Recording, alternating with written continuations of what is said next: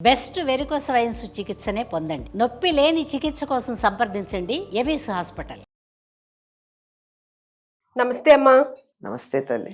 అమ్మ, ఎటువంటి పూజకైనా పాటించవలసిన మినిమం 3 నియమాలు ఏంటి అంటే ఏం చెప్తారు?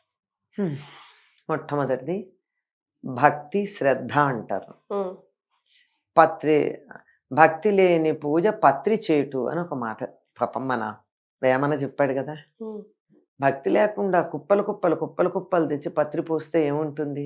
ఉమ్, ఇంట్లో ఏదో చెత్త పోసినట్టే ఉంటుంది. ఉమ్, ఏ ఆకుకూరో తెచ్చి అక్కడ పడేసినట్టు ఉంటుంది. మరి పూలు అక్కడేస్తే వాటిల్లో దాని మీద పురుగులన్నీ వాళ్ళని కుట్టినట్టు ఉంటాయి. అంతే కదా. అమ్మ, భక్తి అంటే ఇప్పుడు నాకు భక్తి ఉందా లేదా ఎలా తెలియాలి? భక్తి ఉన్నట్టే. భక్తి అంటేనమ్మా దానికి ఆ పేరు పెట్టినా అర్థం చేసుకో. మామూలుగా అర్థం ప్రేమ. ఉమ్, పెద్దవాళ్ల పట్ల ఉండే దాన్ని ప్రేమని గౌరవం అన్నారు. ఉమ్, దేవుడి మీద ఉండే ప్రేమని లేక గురువుల పట్ల ఉండే ప్రేమని భక్తి అన్నారు. ఉమ్, సమవయస్కుల మధ్య ఉండే ప్రేమని స్నేహము అన్నారు. చిన్నపిల్లల మీద ఉండే ప్రేమని వాత్సల్యము అన్నారు. అంటే ఒక మనిషిని మనం ఎంతగా ఇష్టపడతామో, ప్రేమ అంటే కూడా తప్పులు ఎంచకుండా ఇష్టపడడం, ఉమ్, లోపాల దృష్టి లేకుండా ఉమ్, అస్సలు మంచి చెడుని ఆలోచించకుండా ఇష్టపడడాన్ని ప్రేమ అంటారు. ఉమ్, అంటే లోటు ఉందే మనుషుల విషయానికి వచ్చినట్టయితే లోపం ఉంటే లోపం గొప్పదని చెప్పడం కాదు. మరి లోపం ఉన్నా యాక్సెప్ట్. ఉంటే ఉండనీలే అని చెప్పి దాన్ని పట్టించుకోకుండా ఇష్టపడ్డాం. అంతేగాని నేను ఇష్టపడే వాళ్ళల్లో ఉన్న లోపం గొప్పదే అని చెప్పడం కాదు. అది తేడా. అలా ఇష్టం ఉండేది. దేవుడి మీద ఇష్టం ఉందనుకో, పలికినా పలకకపోయినా అంటే ఆయన పలుకుతుంటే వినగలిగిన శక్తి నీకుందా? ఆ పలకాభాయము ప్రాణాలు పైకే పోతాయన పలికాడంటే గాని. అట్లా కాదమ్మా. చీమలు మాట్లాడుకుంటున్నాయి, నువ్వు వినగలుగుతున్నావా? చీమలు మాట్లాడుకుంటాయా? ఎందుకు మాట్లాడుకో? వాడి శబ్దం వాటికి ఉంది. మరి గబ్బిలాలు మాట్లాడుకుంటాయి, నీకు వినపడుతున్నాయా? అవి అల్ట్రాసానిక్ సౌండ్స్ అవి చేసేది. సూప్రాసానిక్, అన్ని రకాలు ఎవరికి వాటి సౌండ్స్ ఉంటాయి. మనం వినలేము. చెవుడు వచ్చిన వాళ్ళకి వినపడదు, మిషన్ పెట్టుకుంటే వినపడుతోంది. సౌండ్ లేదని కాదు కదా అర్థం. అట్లాగే మనం మన చెవి ఎంతవరకు వినగలదో అంతవరకే వింటాం. అంతకన్నా ఎక్కువ డెసిబుల్స్ ఉన్నా, అంతకన్నా తక్కువ డెసిబుల్స్ ఉన్నా వినలేం. మనం వినగలిది కొంతవరకే. అలాగే భగవంతుడు మాట్లాడితే వినగలిగిన శక్తి సామర్థ్యాలు మనకెక్కడున్నాయి? చేత పలకటం కాదు, ఆయనంటే ఇష్టం అంతే. ఎందుకు పూజ చేస్తున్నావు? నాకు కృష్ణుడు అంటే ఇష్టం. పిల్లాడికి ఎందుకు అంత చక్కగా తయారు చేసి అలంకారం చేసి కావలసినవన్నీ పెట్టి బతిమాలి బామాలి నోట్లో కుక్కి మరీ తయారు చేసి పెట్టి పంపిస్తున్నవే నీ కొడుకుని? ఎందుకు? ఎందుకు? వాడంటే ఇష్టం, ప్రేమ. వాడు నన్ను తిట్టచ్చు, నా మాట కాదనొచ్చు, రాత్రిపూట తన్నచ్చు నిద్దట్లో, అయినా మనం ప్రేమ చూపిస్తున్నామా? అది భగవంతుడి మీద ఉంటే దాన్ని భక్తి అన్నాం. అంత ఇష్టం ఉండాలి. అలా ఇష్టం ఉన్నప్పుడు మనం చేసేటటువంటి సేవ ఎలా ఉంటుంది? పూలు తొడిమలతో వెయ్యం, కుచ్చుకోవా? మరి ఎంతో నాజుగ్గా ప్రేమగా వేయాలి. ఇంత అమ్మవారి కుంకుమ పూజ చేస్తూ ఉంటే ఇలా మీద కుంకుమ పోసేస్తారు. నాకు అనిపిస్తుంది, అయ్యయ్యో కళ్ళు మండవా అమ్మవారికి? కొంచెం కాళ్ళ దగ్గర వెయ్యండర్రా, మొహం అంతా పూయకండర్రా, బొట్టు వరకు పెట్టండి, మిగిలింది పాదాల దగ్గర వేయండి అంటూ ఉంటాను నేను. ఆవిడ పాదాల దగ్గర వేసుకోమని చెప్పి ఒక చిన్న యంత్రం అక్కడ పెట్టింది కదా, అక్కడ వేసుకోండి, నా కళ్ళల్లో ఎందుకు పోస్తారని. ప్రేమ అంటే అది. స్నానం అనేది చేయిస్తాం కదా, అభిషేకం చేసి. అభిషేకం చేయించాక ఆలస్యం చేయకూడదు. చలేస్తుంది కదా, వెంటనే బట్ట పెట్టి తుడిచి కుంకుమది పెట్టాలి. అమ్మో ఆలస్యం అయిపోతుంది అని మనసులో తపన ఉంటుంది. అది ప్రేమ. ఇది భక్తి అంటే. అటువంటి భక్తి ఉన్నప్పుడు ఎంత బాగా చేస్తామమ్మా. వీధుల్లో తిరిగి వచ్చి అదే కాళ్లతో చంటి పిల్లలు ఉన్న గదిలోకి ఎడతామా? వెళ్ళాం. ఏ హాస్పిటల్కో వెళ్ళొచ్చిన బట్టలతో పిల్లల్ని ఎత్తుకుంటామా? ఏం చేస్తాం? ముందర బట్టలు మార్చుకుని, కాళ్ళు చేతులు కడుక్కుని, వీలైతే స్నానం చేసి అప్పుడు కదా పసిపిల్లల్ని ఎత్తుకుంటాం. దేవుడి దగ్గరికి వెళ్ళేప్పుడు అలా వెళ్ళాలి. స్నానం చేసే పూజ చేయాలని ఎందుకండి అంటే, ఎందుకు నువ్వు శానిటైజ్ చేసుకుంటున్నారు. అమెరికా నుంచి వచ్చినటువంటి వాళ్ళు వాళ్ళ పిల్లల్ని మనం ఎత్తుకోవాలంటే ముందు శానిటైజర్ ఇచ్చి మనం చేతులు శానిటైజ్ చేశాక పిల్లల్ని ఇస్తారు.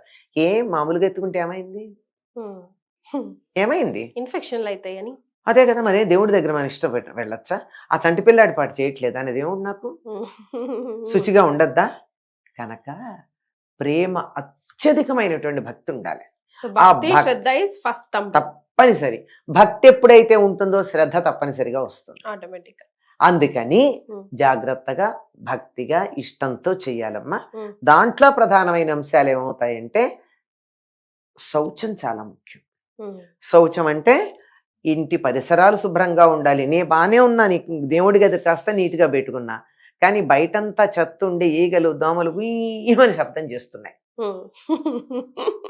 మనమే ఇట్లా అన్నాం, ఆయనే వస్తాడు. ఏమొస్తాడు మరి? కనుక ఇల్లు శుభ్రంగా ఉండాలి. మొదటి వాతావరణం. ఇల్లంతా బాగానే చేస్తాను కానీ అవన్నీ శుభ్రం చేసి అవే బట్టలతో వచ్చి దేవుడి దగ్గరికి వచ్చాను, చెమట కంపొస్తుంది. అయ్యో రామ, అది బాగుంటుందా? అస్సలు.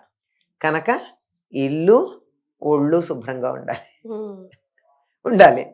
ఆ తర్వాత ఈ చెమట వాసనతో పిల్లల్ని ఎత్తుకోం కదా, ఆ తర్వాత మనసు కూడా శుచిగా పెట్టుకోవాలి. దేవుడి దగ్గర కూర్చున్న కాసేపు అయినా ఆయన మీద దృష్టి పెట్టి పూజ చేయాలమ్మా. ఎన్ని టన్నుల పూలు తెచ్చావని కాదు లెక్క, ఎన్ని కిలోల కుంకుమ పోసావని కాదు లెక్క. పూజ అని అంటం లేదని మీరు అర్థం చేసుకోండి. ఎన్ని కిలోల కుంకుమ పోసావు అన్నది కాదు లెక్క. అదే చక్కగా ముఖాన ఇంత చిటికెడు కుంకుమ పెట్టండి దేవుడి విగ్రహాలకి. గంధం అలదండి, తోచిన పూలు పెట్టండి, ఎక్కువ అక్కర్లేదు. అవి కూడా తొడిమలు తీసేసి పురుగులు లేకుండా కుళ్ళు లేకుండా శుభ్రంగా ఉండేవి. ఇది మనసు శ్రద్ధ దాని మీద పెట్టి చెయ్యండి. నువ్వు సహస్రనామాలు 1000 సార్లు చదివావా 10 సార్లు చదివావా లెక్క కాదు. నువ్వు చదివేది ఒక్క శ్లోకమైనా, అంటే చదవద్దని చెప్పట్లేదు, గుర్తుపెట్టుకోండి. ఇలాంటివి అనగానే వెంటనే చదవద్దన్నారు అని లెక్క పెడతారు కాదు. ఎంతవరకు నీ మనసు దాని మీద నిలిచి ఉంటుందో అంతవరకు చేయాలి. ఇది మూడోది. మనసు ఇతర విషయాల గురించి వదిలేసి భగవంతుడి మీద నిమగ్నం చేసి చెయ్యాలి. ఇవి చాలవమ్మ పూజకి. మనిషికైనా ఇష్టమే కదా. నువ్వు మా ఇంటికి వస్తున్నావంటే ఇల్లు చెత్తలా పెట్టకుండా శుభ్రం చేసి రామ్మా కూర్చో అని నేను చూపించిన చోటే కాకుండా ఇంట్లో ఎక్కడైనా నువ్వు కూర్చునేంత నీట్గా ఉంటే కదా నువ్వు వస్తావు మా ఇంటికి. అంతేమ్మా. లేకపోతే పైగా నువ్వు వచ్చేటప్పుడు నేను సరిగ్గా లేకపోయినా నీకు ఏమిటో ఇలా అనిపిస్తుంది. పెట్టే పదార్థాలు కుళ్ళిపోయినవి, పాచిపోయినవి, పనికిరానివి పెడితే మరి అంచేత కూడా చూడం. వద్దులే, మా కడుపు నిండుగా ఉంది, ఇప్పుడే తినొచ్చా అని తినలేనంటాం. దేవుడైనా అంతే కదా. కనుక పరిసరాలు, తాను, తన మనస్సు శుచిగా ఉండి ఎంతసేపు పూజ చేస్తున్నారన్నది కాదు, చేస్తున్న కాసేపు మనసు ఆయన మీద నిమగ్నం చేసి చేస్తున్న దానిని అర్థం చేసుకుంటూ అనుభవిస్తూ చేయండి. అప్పటికే తెలిసిపోతుందమ్మా. బయటికి ఆ మందిరంలోంచి బయటికి రాగానే మనకి ఆ ప్రశాంతత, హాయి తెలుస్తుంది. లేకపోతే మొక్కుబడిగా చెయ్యమా? అప్పుడప్పుడు మొక్కుబడిగా చేస్తాం, ఎందుకంటే అవతల ఏదో అర్జెన్సీ ఉంటుంది, ఏదో ఉంటుంది. అట్లాంటప్పుడు వన్సినే బయలు చేస్తాయని అర్థం చేసుకుంటారు, ముందరే చెప్పాలి.